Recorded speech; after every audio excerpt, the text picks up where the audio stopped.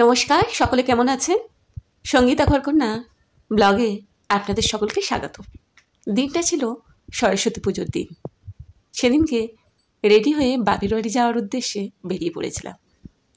এখানে বসে আছি টোটোতে, আর টোটোতে আমার ছেলের সঙ্গে কি একটা যেন কথা বলছিলাম। সরস্বতী পুজো সত্যি স্পেশাল হয়, বিশেষ করে যখন আমরা স্কুল কলেজে পড়তাম তখন তো আরও স্পেশাল থাকতো। সকাল সকাল উঠে স্নান করে রেডি হয়ে সে স্কুলে যাওয়া, অঞ্জলি দেওয়া, প্রসাদ খাওয়া, বন্ধুবান্ধবদের সঙ্গে আড্ডা দেওয়া, এইগুলো সত্যি মনে রাখার মতো। এটা আমাদের হিমটো স্টেশন, আর এখানে বসে একটুখানি ভিডিও ক্লিপ তুলছিলাম। ভিডিও করার জন্যই ক্লিপগুলো তুলে রাখছিলাম। তারপর ট্রেন এসে গেছিলো, টিকিট কেটে তারপর ট্রেনে উঠে পড়েছিলাম। রিষড়া স্টেশন ক্রস করলো, আর এদিকে আমার ছেলে ট্রেনের হ্যান্ডেল ধরে ঝুলবে বলে চেষ্টা করছে। ও কত লম্বা হয়েছে, কত বড় হয়েছে, আমাকে সেটা বোঝাচ্ছে যে মা দেখো আমি এখন হ্যান্ডেল ধরতে শিখে গেছি। এই জিনিসটা আমরাও ছোটোবেলায় করতাম, ট্রেনের হ্যান্ডেল ধরে ঝুলে পড়তাম। এখানে শ্রীরামপুরে নেমেছিলাম, একটুখানি দরকার ছিল, তো শ্রীরামপুরে কাজটা মিটিয়ে তারপরে স্টেশনে বসেছিলাম। আর আমার ছেলে এখানে ঝালমুড়ি খেয়েছে, ঝাল লেগেছে বলে মুখটা একদম গোমড়া করে আছে। তারপর ট্রেন আসতে অনেকক্ষণ লেট করছে বলে ও সত্যি হাঁপিয়ে উঠেছে, চুপচাপ বসে পড়েছে।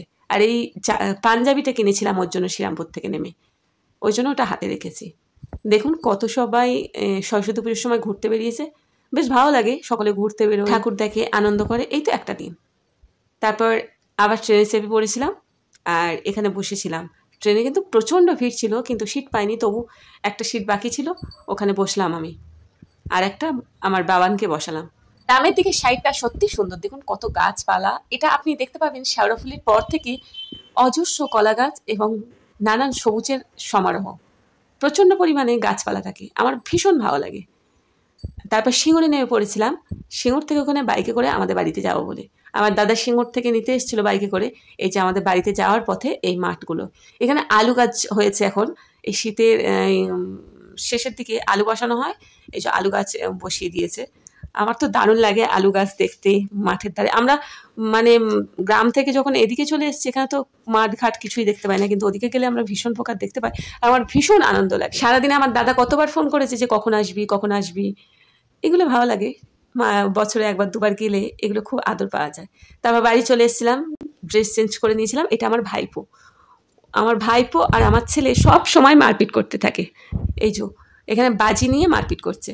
তুমি ভালো, তুমি আমার সোনা, তুমি আমার সোনা, দাও এটা দাও এটা দাও, এবার এবার দেখে সারাদিন তুমি কি করলে? আমি হ্যাঁ সারাদিন দম ছুটে যায় আমার।